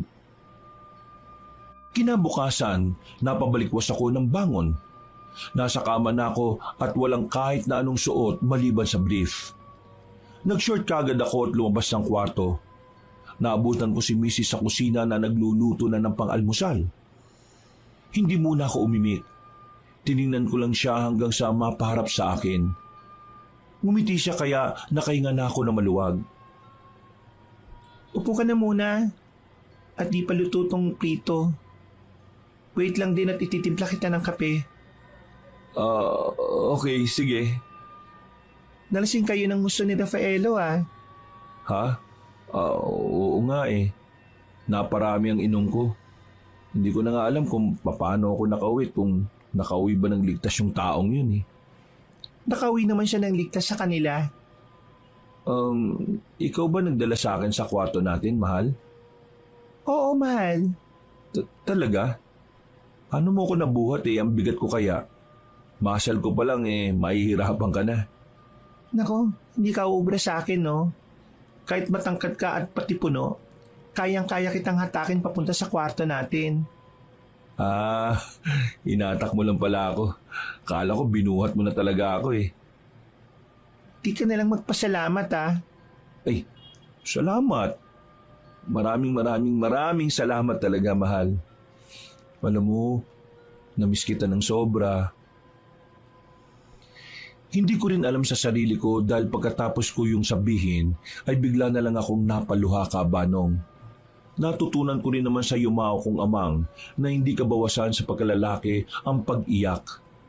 Ito ay tanda ng isang mapagmahal na tao. Lumapit sa akin si Rina at yumakap ng mahigpit habang naluluha rin katulad ko. Naging emosyonal kami ng umagang yon pero talagang naramdaman ko na nawala ang tila invisible na pader na pumapagitna sa amin. Kung may nagawa man ako sa iyo, mahal, humihingi ako ng tawad. Kung ano man yun, pangako ko sa iyo na hindi na kita sasaktan na sa kahit na anong paraan pa yan. Maraming salamat din sa iyo, mahal. Dahil talagang pinatunayan mo na totoong pag-ibig mo sa akin. Kitang-kita ko yung kagabi at dinig na dinig ko. Ha? Ibig sabihin, nandun ka sa shop nung nagiinom kami? Saka ko na ipapaliwanag. Mamaya may aaminin ako sa iyo. Pero gusto ko din sana na sa pag-amin ko sabihin mo rin sa akin ang lahat-lahat ng sikreto na meron ka. Mag-asawa na tayo at nangako tayo sa isa't isa na magsasama tayo sa hirap at ginhawa. Magiging makatulong tayo sa lahat ng bagay kaya dapat lang na wala tayong sikreto sa isa't isa. Oo, tama. Sige, aaminin ko na sa iyo ang totoo. Pero bakit mamaya pa natin kailangan pag-usapan yon? Hindi ba pwedeng ngayon na? Kahit gustuin ka man ngayon, hindi rin naman pwede. Maghintay na lang tayo ng oras. Sa ngayon, magpahinga ka na muna dahil kitang-kita sa mga mata mo matinding pagod. Sa bagay, may point ka. Pero gusto ko magpahinga kasama ka eh. Alam mo naman, namiss kita ng gusto. Ilang linggo tayong hindi nag-aano eh. Baka naman mapagbigyan mo ako ngayon para makatulog ako. Ikaw talaga. Pero sige na nga. Pinagbigyan na nga ako ng asawa ko sa gusto kong mangyari at nang makapagpahinga na kami pareho. Mabilis na sumapit ang oras. Pasado 7:00 na ng gabi. Pagkatapos namin magapunan, sabay kaming gumayak at nagpunta sa ilang na lugar. Pero malapit na to sa dagat. Medyo kinukutuban na ako pero hindi ako nagpahalata sa kanya. Nagtiwala pa rin naman ako ng lubos sa asawa ko. Isa pa, kahit hindi ko mabasa ang emosyon at nararamdaman niya, alam ko naman sa sarili ko na hindi niya ako ipapahamak. Lumapit kami sa dalampasigan. Napakatahimik sa lugar at ang tanging nagpapaingay lang ay ang paghampas ng alon sa mabatong dalampasigan. At para magkaroon ng liwanag, nag-bonfire kami. Hindi ko rin nakalain na handa si Rina at marunong siyang gumawa ng ganon. Hindi ko na siya kinailangan pang tulungan pa. Marunong ka palang mag-bonfire, mahal. Oo naman. Para ka lang namang nagsisigan yan eh. Sa bagay. Teka, bakit ba dito pa natin kailangan mag-usap? Parang tayo lang ang tao rito ha. Kailangan talaga na tayo lang ang tao, mahal. Wala kasing po pwedeng makaalam ng pag-uusapan natin. Pero hindi ko lang din alam kung anong magiging resulta pagkatapos ng pag-uusap natin eh. Ano bang ibig mong sabihin? Mukhang malalim talaga tong pag-uusapan nating dalawa, mahal ha. Oo, malalim talaga, mahal. Kaya pala. Kinuha niya ang isang bag at habang pinagmamasdan ko yon ay para na akong merong nararamdaman sa loob ng bag. Pamilyar ang aura kaya namilog ang mga mata ko. At nang ilabas ito ni Mrs. ay nanlaki nga ang mga mata ko dahil bitbit niya ang kahon kung saan nakalagay ang sundang. Oh, bakit nasa iyo yan, mahal? Akong dapat magtanong sa'yo nito. Bakit meron kang ganitong klase ng sundang? Teka, bakit alam mo ang tungkol sa sundang? Kapag sinabi ko sa iyong totoo, aminin mo sa akin ang totoo rin. Ipangako mo. Ano bang nangyayari? Naguguluhan ako, mahal eh. Basta mangako ka. Okay. Ano bang sasabihin mong totoo? Ano ba ang dapat kong malaman, mahal? Natigilan na ako sa pagsasalita. Bigla na lang kasing kumislap ang mga mata ni Rina. Umatras siya at tumayo. Pagkatapos ay nagpatuloy ang pamumula ng kanyang mga mata. Bigla ring nagiba ang aura sa paligid. Pamilyar ang ganitong pakiramdam sa akin kaya bigla akong kinutuban. Hanggang sa maghubad na nga siya ng mga suot niyang damit. Pagkalaon ay unti-unti na nga siyang nagpalit ng anyo na ikinagulat ko ng husto. Nagbago ang kulay ng balat niya. Kasunod ng tila paglagutok ng kung anong buto sa kanyang likuran. Ilang saglit lang ay lumitaw na nga ang matutulis na pakpak kasabay ng pagbabago ng anyo ng kanyang muka. Nagmukha siyang paniki. Lumubog ang kanyang ilong. Nanlisik ang kanyang mga mata at tumulis ang tenga. Gulat na gulat ako sa nakita ko, Kabanong. Ang aking asawa ay isang duhang. Sa tanang buhay ko ay hindi ko talaga naisip ni hindi ko nga naramdaman na ang pinakasalan kong babae ay isa palang aswang. Hindi pa nga talaga ako makapaniwala kaya dali-dali kong kinuha ang sundang at itinutok sa kanya. Sino ka? Anong ginawa mo sa asawa ko? Saan mo siya dinala? Saan mo dinala si Rina? Ako to, mahal. Hindi ako naniniwala. Ilabas mo ang asawa ko. Huwag niyo siyang gamitin laban sa akin. Kung walang iya kayo. Kinuha niyo ang tatay ko. Ngayon naman, kukunin niyo pati ang asawa ko. Papatayin ko kayong lahat. Sinugod ko siya gamit ang sundang pero nagawa niya akong iwasan. Pero hindi ako tumigil. Muli kong ginamit ang aking abilidad. Binuksan ko ang ika-6 na sense ko at muling umatake. Pero kahit ang kakayahan ko'y gumagana sa kanya, ay para lang akong bata na naiiwasan niya. Dahil dito ay mas pinag-igihan ko pa. Muli akong sumugod at dumampot ng buhangin saka ito isinaboy sa kanya. Sinalag niya ito ng pakpak kaya sinamantala ko ang pagkakataon. Kinuha ko ang apoy sa bonfire at tinagi sa kanya saka lumusob gamit ang sundang. Nang sasaksakin ko na ay bigla siyang yumukod. Nagulat ako nang makita ang elastikong bukol sa likod niya na bumuka. Umiwas kagad ako dahilan para ako ay ma-out of balance at matumba sa buhanginan. Pero tumayo rin kagad ako at tumatras. Yun nga lang ay nabitiwan ko na ang sundang at naiwan ito malapit mismo sa duhang nakaharap ko. Ilabas mo ang asawa ko! Sinusumpa ko na kapag may ginawa kayong masama kay Rina, hahabulin ko kayong lahat at uubusin ko ang lahi ng mga duhang. Kahit sa mahiwagang lugar pa kayong lahat nananahan. Mahal, tama na. Ako nga ito. Isa akong aswang na galing sa angkan ng duwang. Hindi! Nagsisinungaling ka! Ako talaga to. Ito ang bagay na aaminin ko sa'yo. Hindi ako naniniwala! Nililinlang mo lang akong aswang ka! Gamitin mo ang kakayahan mo, mahal, para malaman mo kung nagsasabi ako ng totoo. Hindi po pwede to. Matagal kami magkakilala ni Rina. Ni isang beses hindi ko naramdaman na... Itinatago ko ang emosyon ko kaya wala kang nararamdaman sa akin, di ba? Ako talaga to, mahal. Manuel, isa akong sinaunang aswang na duwang. Tumigil ka na! Sa galit at inis ko dahil sa hindi ko pagtanggap sa mga nalaman ko, muli akong sumugod. Pero sa pagkakataong yon ay hindi na umiwas pa ang halimaw. Natumba kami at pumaibabaw ako sa kanya. Pagkatapos ay saka ko inabot ang sundang na nasa buhanginan malapit sa amin. Itinutok ko yung sa leeg niya hanggang sa magtama ang aming mga mata. Papatayin kita! Kung yan ang magpapasaya sa'yo, gawin mo. Kung ano ang tingin mong nararapat. Alam kong galit ka sa mga kalahi ko dahil ang pinuno namin ay pumatay sa tatay mo. Huwag mong babanggitin ang pangalan ng tatay ko rito. Uubusin ko kayo lahat! Sige, gawin mo na. Pero tandaan mong mahal na mahal kita, Manuel. Nagangat ako ng kamay habang ang asyong naman na dinadaganan ko ay pumikit na lang. Nang itatara ko na sana ang sundang ay bigla ko nilang naramdaman ng malamig na presensya ng asawa ko sa katauhan niya. Bigla kong natigilan at napaluha ng wala sa oras. Dahilan din para mapasigaw ako at ihagis ang sundang sa buhanginan. Pagkatapos ay umalis ako sa pagkakadagan sa halimaw saka umiyak ng umiyak na parang bata. Maya-maya lang ay naramdaman ko ang isang mainit na yakap. Hindi ko man tiningnan pero alam kong si Rina yon. Kaya napayakap na lang ako ng maigpit habang patuloy sa pag-iyak. Ganun din ang ginawa niya. Nag-iyakan lang kami hanggang sa parehong kumalma ang aming mga puso.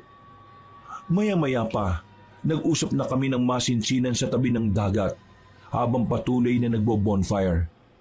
Sa totoo lang kabanong, nung nalaman ko ang tunay na katauhan ng aking asawa, hindi ko rin alam kung ano ang mararamdaman ko.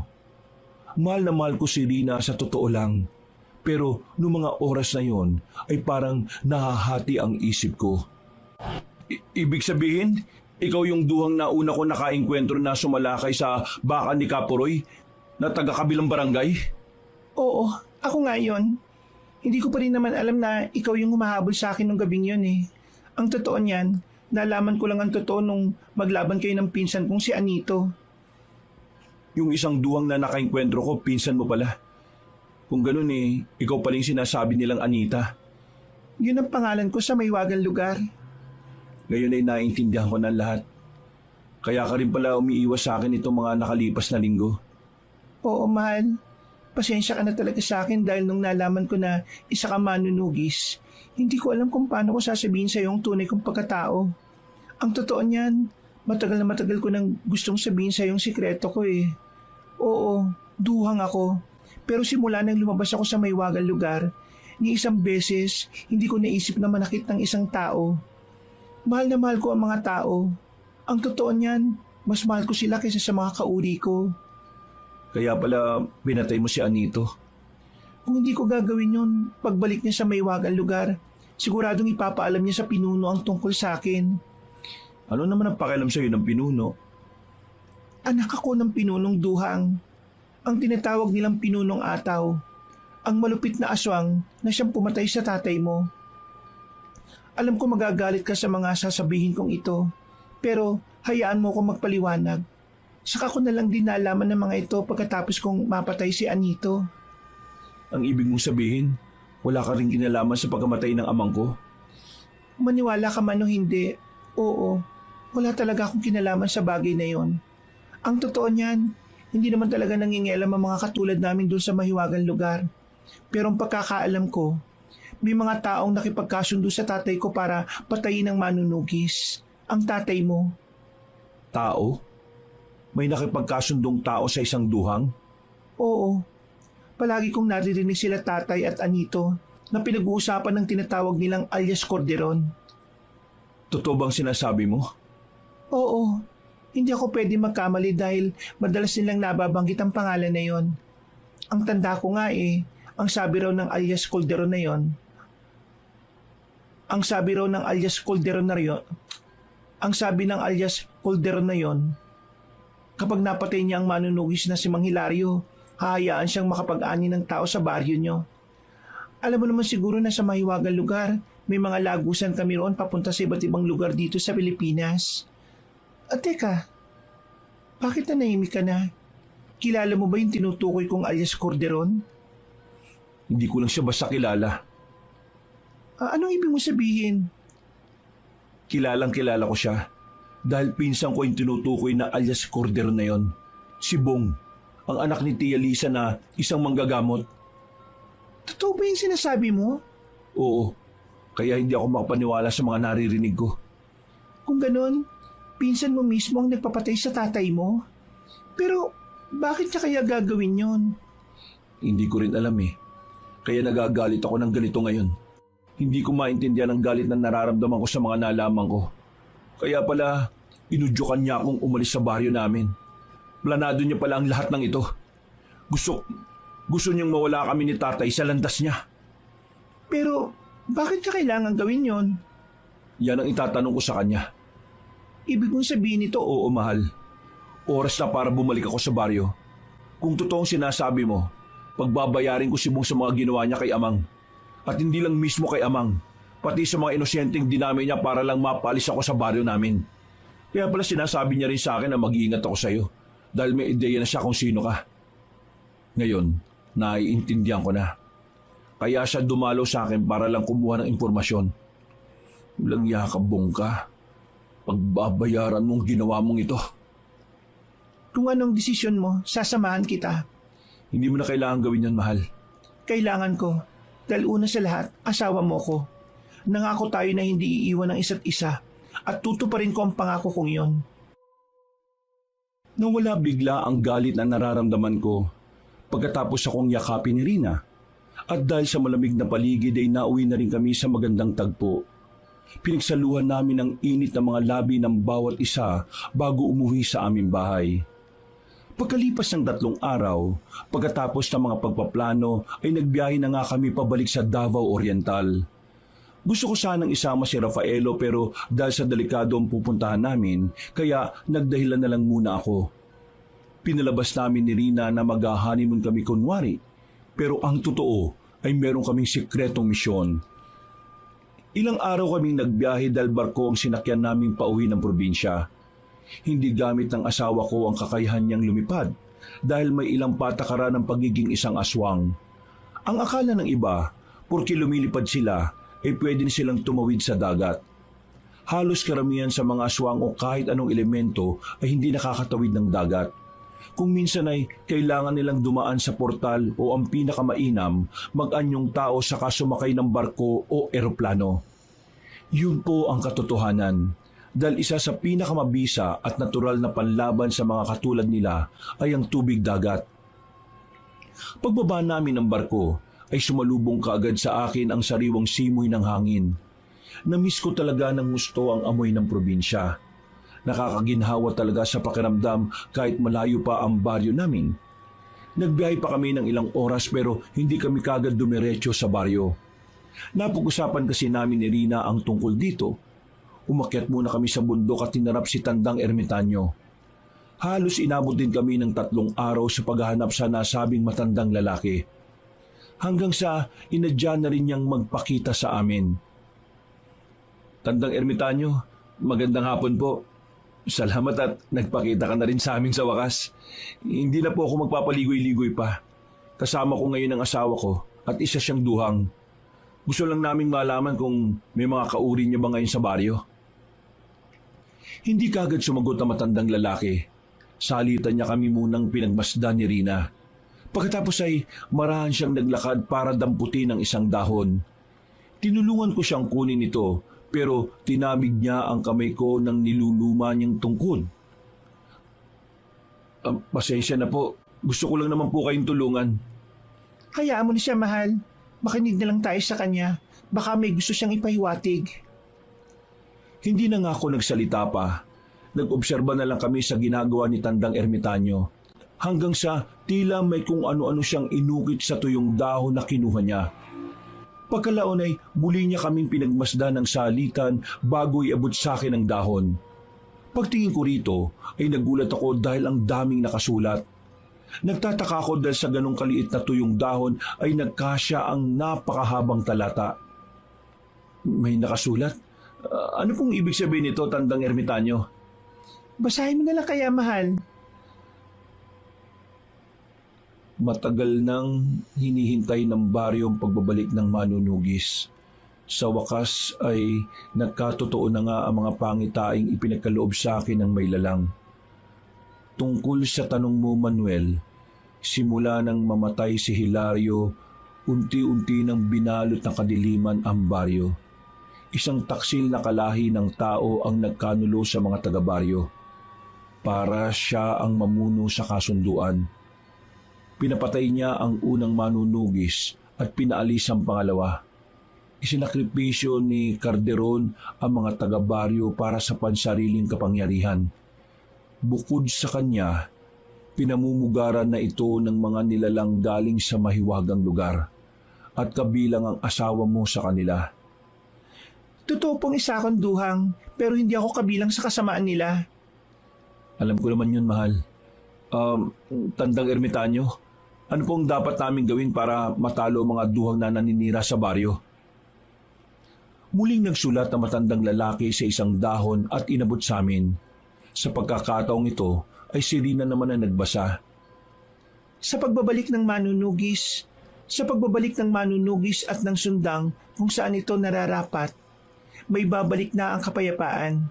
Pero mag-iingat kayo mag-asawa dahil maaring gamit ng mga kampo ng kadiliman at sakim sa kapangyarihan ang isa sa inyo para maging kahinaan ng isa't isa. Kahit anong mangyari, gawin niyo ang alam niyong nararapat bago pa mahuli ang lahat. Katulad kung paano kayo pinagtagpo ng tagna dahil sa pag-ibig. Ganon din mawawakasan ng kasamaang bumabalot sa baryo.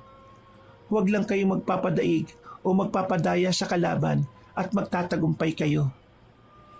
Maraming salamat po, Tandang Ermitanyo. Napakalaking tulong na po ng mga sinabi niyo sa amin. Bago kami umalis ng aking asawa ay may ibinigay pa sa amin ang matandang Ginoo. Isa yung pulseras na gawa sa ugat. Hindi naman niya sinabi kung ano at para saan ang gamit nito sa amin. Pero pinaniwalaan ko na may kapangyarihan ito dahil sa kanya mismo nang galing. Bago pa kami umalis, humangin lang ng malakas at nawala ng parang bula si Tandang Ermitanyo. Grabe mahal, kakaibang taong yun.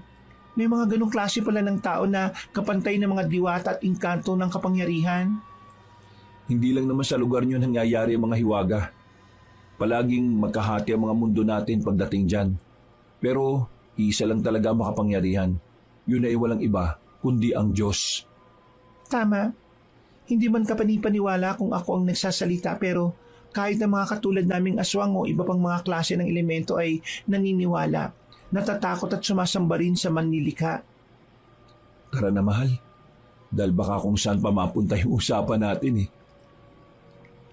Pasado 5:00 na ng hapon nang bumaba kami sa bundok na pinagkukublihan ni Tandang Ermitanyo.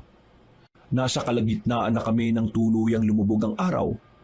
Nang kumagat ang dilim, ay pinagana ko na kagad ang aking kakayahan. Dito ko naramdaman na mas bumigat ang puwersa ng kasamaan sa paligid.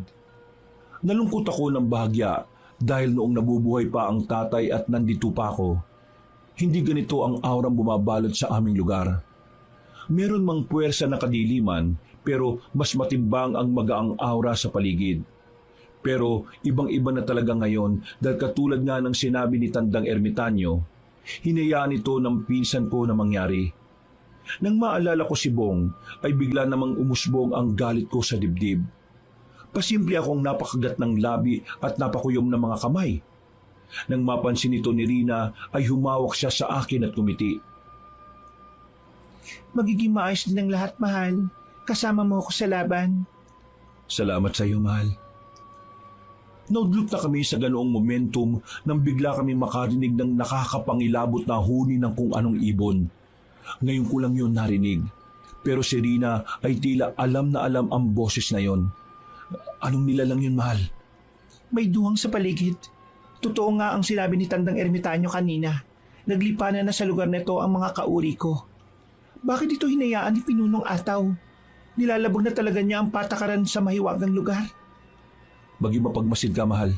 Nararamdaman ko na merong dalawa sa paligid. Palagay ko natuntunan nila tayo. Yun din ang pakiramdam ko. Sa taas! Pagtingin namin ay may isang malaking tao ang tumalon at bago pa ito lumagpak sa lupa ay unti-unti nang nagpalit bilang isang duhang. Pagkatapos ay merong humuni sa likuran banda ni Rina. Napalingon ako roon saglit kaya nakita kong isa pang duhang na pasalakay na sa kanya. Mahal!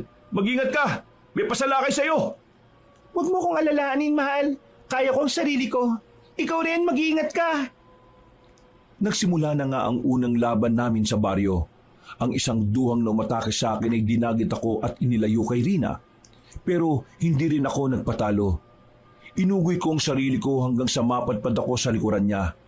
Nagulat na lang ang aswang dahil nakasampa na ako sa likod niya. Sinubukan niyang buksan ang elastikong bukol para lamunin ako. Pero alam ko na ang gagawin. Binunot ko kagad ang sundang at nakita ko kung paano magulat ang kalaban matapos makita ang aking sandata. Ang sundang! Paano nga? Gulat ka, no? Tikman mo ngayon tong hayop ka! Walang kabog-abog kong tinagpas ang bukol sa likod niya. Sa sobrang sakit noon para sa aswang, umungol siya ng ubod lakas habang umiigtad kami pababa.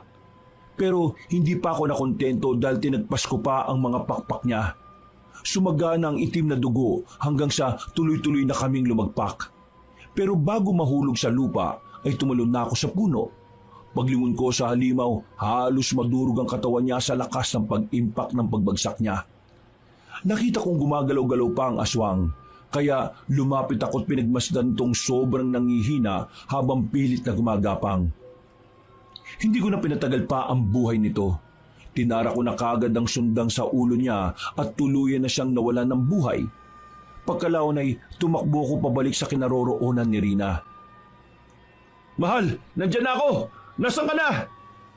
Nandito ako! Ayos ka lang? Oo, ayos na ayos lang ako, mahal. Salamat sa pag-aalala. Magmadali na tayo papunta sa baryo. Hindi nila tayo dapat makita kagad, mahal. Pero parang imposible ang sinasabi mo. Bakit naman? Tumingin ka sa likod. Pagtingin ko nga sa likuran ay nakita ko ang 4 na duhang. Ibang-iba sila kumpara sa mga nakalaban namin kanina. Para sila mga asong ulol na naglalaway at hayok na hayok sa sariwang karne at dugo ng tao. Maging alerto ka, mahal. Bakit ganyan ang mga itsura nila? Para silang mga wala sa sarili. Yan ang mga duwang na matagal ng panahon na hindi pinakakawalan sa piitan doon sa mahiwagang lugar. Pinarusahan silang hindi makatikim ng kahit anong magpapawi sa kanilang uhaw. Kung nandito ang mga yan ngayon sa baryo, ibig sabihin lang ay matindi na ang kasamaan dito. Anong ibig mong sabihin doon, mahal? Ginagamit silang sandata dahil wala silang pinipiling atakihin. Inosenteng tao man, elemento o kung ano-ano pa. Natigil na kami sa usapan dahil magkakasunod na sumalakay ang 4 na aswang. Naghiwalay kami ulit ni Rina para mas mapabilis ang laban. Umakyat ako sa puno at tinalunan kaagad ang isa. Pagsaksak ko ng sundang sa likod nito ay umigtad kaagad yon. Sinunod ko kaagad ang mga pakpak bago ang malakamil na bukol. Umangil naman ang umangil ang isa pa na parabang nagtatawag siya ng iba pang kalaban. Patay mo siya, mahal. Nagtatawag yan at nagbibigay ng hudyat sa iba pa. Matutundong tayo ng iba kapag umabot ang tinig nila ron sa ibang duhang. Nagmadali na nga akong sinugod ang aswang na nag-iingay.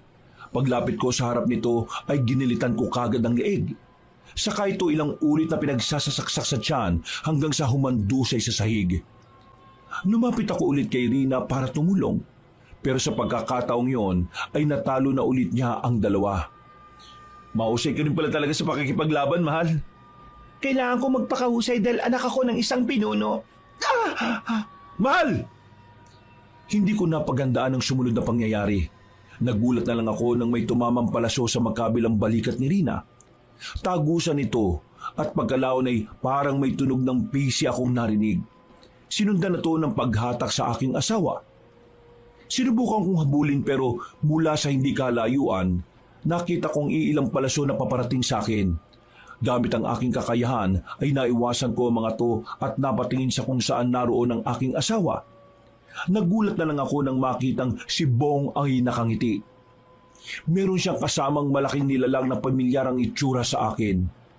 Nang maalala ko ang nilalang na yon, ay otomatikong nagngit-ngit ako sa galit. Nakuyong ko ang 2 kamao ko, pero hindi ko magawang sumalakay dahil baka may gawin sila kay Rina. Walang yaka, Bong! Ang pangit naman ng pagbati mo sa akin. Hindi mo ba ako na-miss, Insan? Bakit mo ba ginagawa to? Alam ba ni Tia Lisa ang mga to? Ha? O pati siya binilog mo na rin ang ulo? Sa kasamaang palad, hindi ko nabilog ang ulo ni Inang. Nang malaman niyang totoong ginagawa ko, pinatay niya ang sarili niya. Hindi ko na kasalanan kung ginawa niya yon. Naririnig mo ba ang sarili mo? Nanay mo ang taong yun. Wala na akong tinuturing na pamilya, Manuel. Ano man nangyari sa'yo, ha? Itigil mo na to at huwag mong idamay pati ang asawa ko. Bakit naman hindi? Asawa mo siya at anak siya ni Pinunong Ataw. Nakakatawa na ang isang manunugis ng aswang nag-asawa mismo ng isang aswang. Gunggong ka eh. Tumigil ka na. Titigil lang ako kapag nakuha ko na ang gusto ko. Pinunong Ataw, gawin mo na ang gusto mong gawin sa manunugis na yan. Gawin mo ang ginawa mo sa tatay niya. O kung gusto mo, yung mas malala pa. Ako na munang bahala rito sa anak mo. Bilisan mo lang ang pagpatay dyan sa pinsan ko. Umalis na kagad si Bong dala ang aking asawa.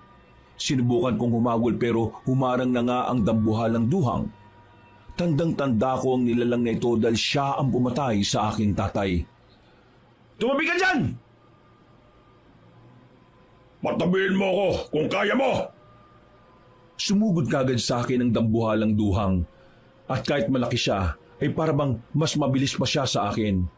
Para siyang dambuhalang gorila at elepante sa lakas. Sa bawat paggampas sa mga kamay niya sa lupa ay ramdam ko ang pagdagungdong nito. Wala man siyang pakpak para makalipad pero mataas naman siyang tumalon. Kaya naabutan niya pa rin ako kahit nasa tuktok na ng puno. Hindi ako makatsyempo ng pag-atake dahil sa bilis niya. Puro pag-iwas at pagtago lang talaga ang ginagawa ko. Hanggang sa makaisip ako ng paraan. Itinago ko ang aking puwersa at umikot sa likuran. Nang makakita ako ng opening ay tumalon ako.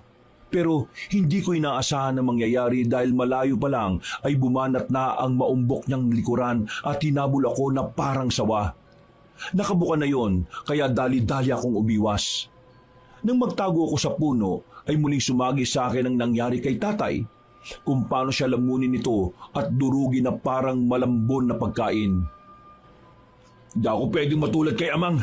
Kailangan pa ako ng asawa ko. Hinawakan ko ng maigpit ang sundang at pumikit ako. Nang maramdaman ko ng papalusob na si Pinunong Ataw ay saka ako tumakbo palayo. Muli kong itinago ang aura ko at umikot-ikot ng ilang beses para bigyan siya ng kalituhan. Sumugod ka! Habang may pagkakataon ka pa! Habang kontrolado ko pa ang sarili ko! Anong sinasabi niya? Bilisan mo na! Bigla na lang nanumbalik sa akin ang gabi kung saan nakasagupan ni Amang si Pinunong Ataw. Natandaan ko na ang mga pangyayari at taliwas ito sa mga naalala ko. Biktima si Pinunong Ataw ng Salamangka. Yun ang sinabi niya kay Amang at saglit siyang nakalaya sa sumpa kapag malapit na sa sundang. Kaya humiling siya kay tatay na patayin siya pero bago pa gawin yon ay muli siyang napasa ilalim sa Salamangka. Bilisan mo na, manunugis! Kung ganon, sa simula pa lang, si Bong na talaga ang may pakana ng lahat ng kaguluhan. Nasaan ka na? Mapapasailalim na naman ako sa sumpa! Nandito na ako! Gawin mo na ang hindi nagawa ni Hilario! Bilisan mo na! Kitang-kita ko sa mga mata ni Pinunong Ataw ang determinasyon. Kaya walang pag-aalinlangan ko nang tinarak ang sundang sa kanyang puso. Pareho kaming humandusay sa sahig at pagbangon ko, nakita kong nakadilat na siya at unti-unting nawawalan ng buhay. Pero bago yon ay humawak siya ng maigpit sa mga kamay kong nakahawak pa rin sa sundang, na nakatarak pa rin sa kanyang dibdib. Sa isang iglap ay tila nilamong kami pareho ng kadiliman. Pagdilat ng mga mata ko, nakita ko siyang nakaupo sa isang gilid. Sobrang dilim man ng paligid pero nagkakakitaan pa rin kami. Anong lugar to? Nasaan tayo? Ito ang hintayan ng mga katulad ko. Hindi ka nababagay dito kaya ibabalik na kita. May kailangan lang akong sabihin. Ano yon? Nanahimik kaming mga duwang sa mahiwagang lugar. Pero dahil sa kapangyarihan ng manggagamot na si Calderon, ay nagambala kami. Isinailalim niya ang mga kauri ko sa kapangyarihan niya. Wala akong magawa kundi ang sumunod sa gusto niya kahit ang totoo ay ayaw ng isip ko. Payapa kami sa kinaroroonan namin pero dahil sa kasakiman niya, marami kaming nadamay. Nung makaharap ko si Hilario, hiniling ko sa kanya na puksay na ako pero hindi niya nagawa dahil muli akong napasailalim sa salamangka ni Calderon. Kaya humiling ako ng tawad kung anuman ang naging dahilan ng pagkawala ng magiting mong tatay. Salamat din dahil ikaw ang tumupad at nagpalaya sa akin sa sumpa. Ang huling-hiling ko sa'yo, puksain mo si Calderon. At bukod dyan, ikaw na ang bala sa pinakamamahal kong anak na si Rina. Gamitin mo ang kapangyarihan ng sundang para palayain sa sumpa ang lahat ng ginamitan ni Cardero ng Salamangka. Ibabalik na kita sa lupa. Paalam! Gusto ko pa sana makausap si Pinunong Ataw pero bumalik na ako sa ulirat. Naabutan ko na lang ang sariling nakaupo sa harap ng katawan niya na wala ng buhay at unti-unting nagsasaabo. Nang tuluyan siyang maglaho sa kawalan, ay dali-dali akong tumakbo. Ngayon ay naintindihan ko na talaga ang totoo. Nang totoong kampo ng kasamaan ay ang pinsang kong si Bong na tinatawag na alias Calderon. Pagdating ko sa baryo ay napakatahimik sobra. Ang mas ikinagulat ko ay tila sira-sira na ang karamihan sa mga bahay na naroon. Totoo nga ang narinig kong balita habang papunta kami rito. Naglilipatan na mga taong nakatira sa baryo dahil sa mga hindi kaaya-ayang pangyayari. Talagang hinayaan ni Bong na mabalot ng kadiliman ang aming lugar. Pagdating ko sa plaza, nakita ko ang pinsan ko. Hila-hila niya ang asawa kong hirap na hirap. Lalo lang tuloy umapoy ang galit ko para sa kanya. At kahit marami siyang kasamang duhang, ay naglakas ako ng loob. Bong! Tigilan mo na to! Alam ko na ang totoo! Ikaw ang may pakana ng lahat ng ito! Tumigil ka na! Sino ka para utusan ng Calderon? Lapastangan ka! Mga alagad kong duwang! Salakayin at patayin ang isang yan! Dali-dali kong itinaas ang sundang at ang mga sumalakay na duwang sa akin ay tila natigilan. Para silang nagising sa katotohanan at nagtaka kung anong ginagawa sa lugar na yon. Bakit kayo huminto? Salakayin niyo ang taong yan! Iisa lang yan! Bakit kayo natatakot sa kanya? Ha? Mga bobo! Huwag ka magpatawa. Alam mong hindi epektong salamaka mo kapag nandito ang sundang. Ngayon, mas naiintindihan ko na kung bakit mo ako ginustong umalis dito noon. Para mas mapasailalim sa salamaka mo ang kahit sinong gusto mong alipinin. Bakit ka nauwi sa ganyan, Bong? Hindi ka naman ganyan ah. Huwag mo akong tawagin Bong dahil hindi na ako yon. Ako na si Calderon. Nagulat ako nang biglang namula ang mga mata ng aking pinsan at sa unang pagkakataon ay nakita ko kung paano siya magalit. Maya-maya pa ay muli siyang sinigawan ng mga duhang at sa isang iglap ay muli itong napasailalim sa kanyang kapangyarihan. Wala na tuloy akong magawa kundi ang makipaglaban sa kanila. Gustuin ko man silang iwasan lang pero kung patuloy ko yung gagawin ay hindi ko maililigtas si Rina. Kitang-kita ko ang asawa kong nangihina na rin dahil sa dugong tumataga sa magkabila niyang braso. Kaunting tiis na lang, mahal ko. May liligtas na kita. Pangako. Pagsugod ng dalawang duhang ay pareho ko na silang ginilitan ng leeg kahit labag sa kalooban ko. Tumalon pa ako para mas makalapit kay Bong pero may 3 duhang ang humarang.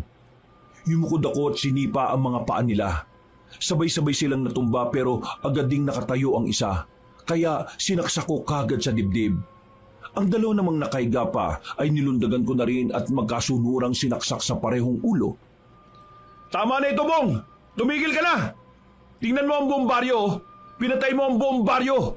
Ito pa ba ang gusto mong pamunuan at pagharian? Ha? Isang walang kabuhay-buhay na baryo na puro kadiliman ang namamayani? Lumpa! Yan nga ang gusto ko! Maghari ako sa lugar na to at sa buong probinsya, pati na sa buong mundo! Wala pa kadiliman na naghari sa buong mundo. Kaya isuko mo na sarili mo. Wala ka ng mga kasama. Nanlaki ang mga mata niya nang makitang napabagsak ko na ang lahat ng duhang na naroon. Kitang-kita ko kung paano magingkit sa galit si Bong. Namulan na naman ang mga mata niya na parabang inaalihan ng masamang demonyo. At kahit anong isip ko, hindi ko matandaan kung kailan pa siya nagkaganito. Hanggang sa maalala ko noon ang sinabi ni Tia Lisa na meron silang nadiskubre na kakaibang anting-anting at nilunok nga ito ni Bong.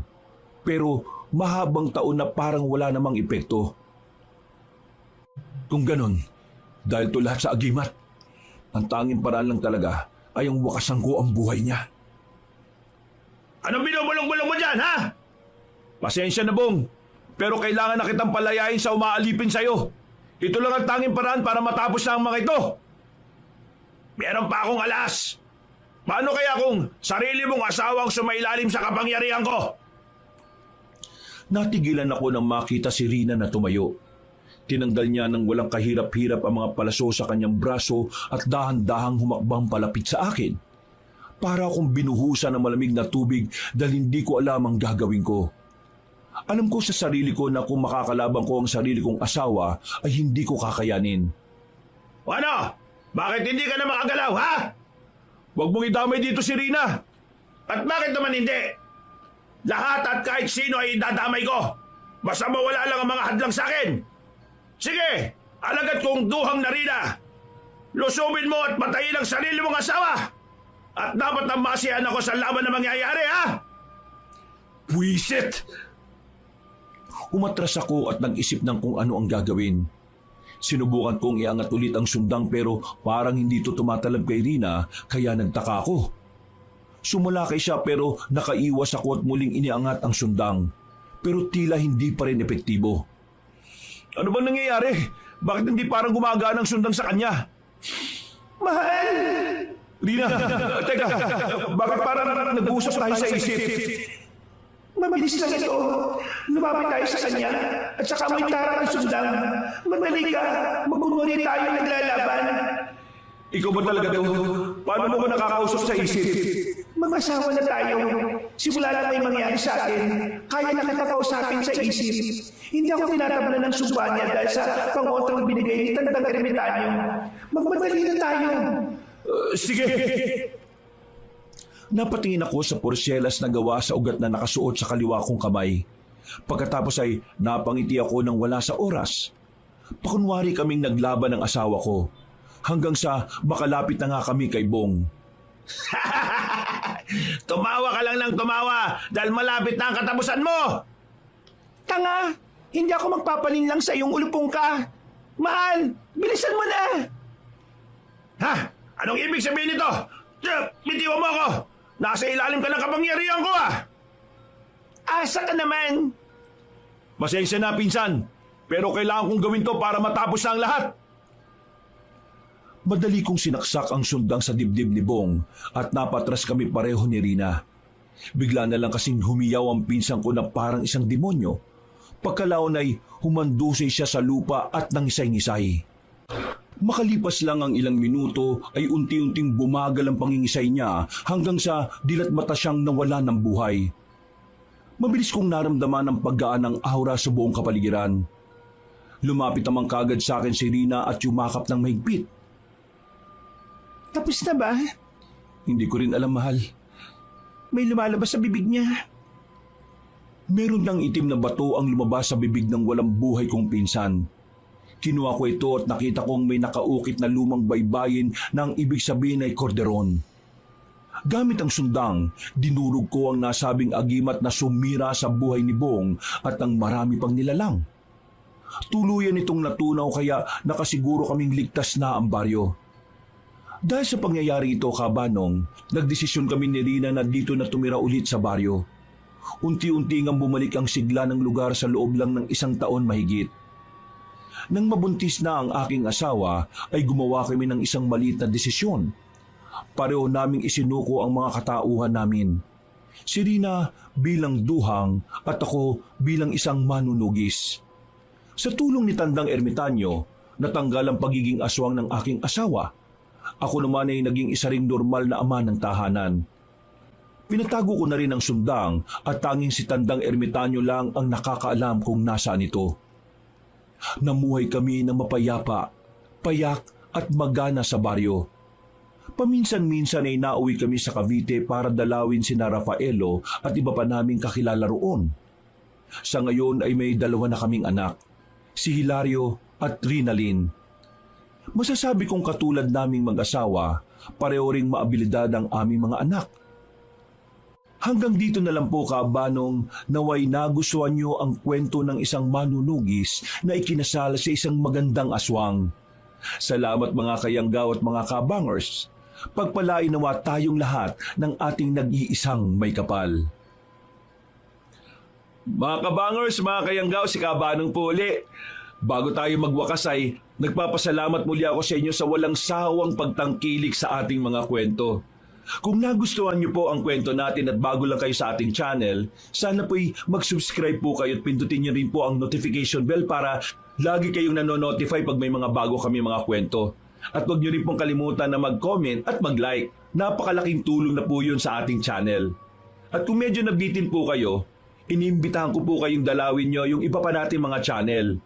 Ang Pamela Clamil Channel. Sana po'y mag-subscribe rin kayo doon dahil kukunti pa lang ang ating mga subscriber doon. At kung medyo bitin pa po kayo, inaanyayahan ko kayo sa bagong-bagong channel natin. Ang Kabanong version 2.0 kung saan meron na pong gumagalaw na mga images doon. At syempre, mapapakinggan nyo pa rin ang magandang narration natin na meron na pong music and effects. O di ba mas maganda? At huwag nyo rin pong kalimutang mag-subscribe para makasama kayo sa first 100,000 subscriber ng channel na ito. At para hindi kayo mahirapan sa paghahanap ng mga nasabing channel, ilalagay po namin sa description o sa pin comment ang link ng mga channels. Hanggang sa susunod na mga kwento, wakas!